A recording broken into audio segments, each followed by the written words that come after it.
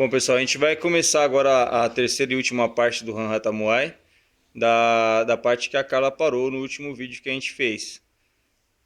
Lembrando que o Ranhata Muay se divide em três partes, uma parte representando o discípulo, a segunda parte representando o pássaro Hatha, e essa parte agora representando um caçador. Esse caçador é em respeito a todo o treinamento. A gente se transforma num caçador aí em homenagem a todo o treinamento, todos os nossos antepassados, todos aqueles que se dedicaram para poder proliferar a arte e fazer a arte crescer ao ponto que ela chegou hoje.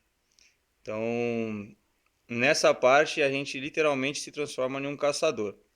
A gente vai começar na parte que a gente parou. Então pode assumir, Daniel, a parte que a gente parou. A Carla tinha parado nessa posição aqui. Estando nessa posição, ó, o atleta vai se levantar, girando 3 vezes para a esquerda, direita e esquerda. Ele vai parar de frente para o seu adversário. Nessa situação aqui, a gente está fazendo um ritual de iniciação, onde o atleta está iniciando no treino. Então aqui ele vai procurar o adversário dele por 3 vezes. Está procurando a caça dele aqui por 3 vezes.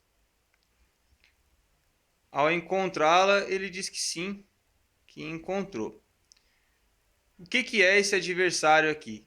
Quando a gente está iniciando, o nosso adversário, o nosso inimigo, a nossa caça aqui, geralmente é o medo do fracasso, é o medo de não dar certo, o medo de a gente não ser capaz de aprender, o medo das pessoas que estão em volta tirarem barato da gente, de ser algo acima das nossas condições aí de aprender.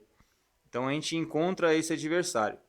Quando a gente está fazendo o ritual frente a um adversário real, quando a gente está fazendo o ritual frente a um confronto, a gente encontra literalmente o outro atleta com quem a gente vai lutar.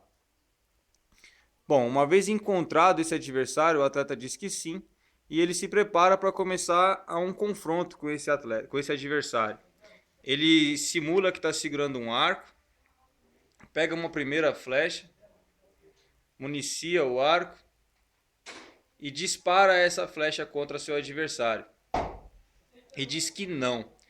Por que ele diz que não? Esse não significa que ele errou a flecha, ele não atingiu o adversário. Porque é muito claro, a gente precisa primeiro conhecer o nosso adversário. Ele encontrou o seu adversário, o medo, agora ele precisa entender o porquê do seu adversário, o porquê da existência do seu adversário. Eu não posso destruir algo que eu não sei nem o porquê existe. Qual é a função desse adversário, qual é o papel dele dentro da minha existência. Então, antes de destruir alguma coisa, ele primeiro tenta compreender essa coisa, o significado desse adversário.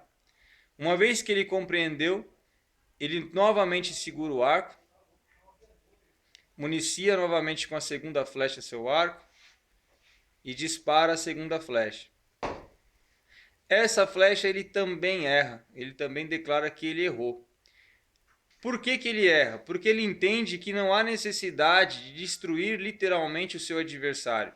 Uma vez que ele compreendeu a necessidade e a existência do seu adversário, ele percebe que esse adversário é benéfico para ele.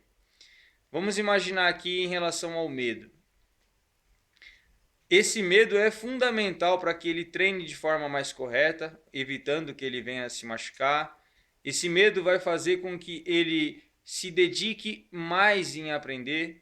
Esse medo vai fazer com que ele não faça gracinhas durante o treino, para que não dê liberdade para que outros brinquem com ele de forma desagradável. Esse medo ele é fundamental na preparação desse atleta. Então eu não posso destruir aquilo que é fundamental na minha preparação. Por isso que ele anuncia ter errado essa segunda flecha aí. Por terceiro momento, ele segura novamente o arco, pega a terceira e última flecha e dispara essa terceira e última flecha.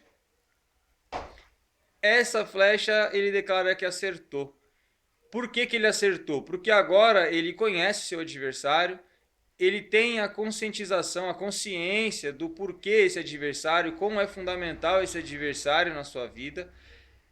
E agora ele pode usar todo esse conhecimento a seu favor. Então ele declara a sua vitória, ele conseguiu entender.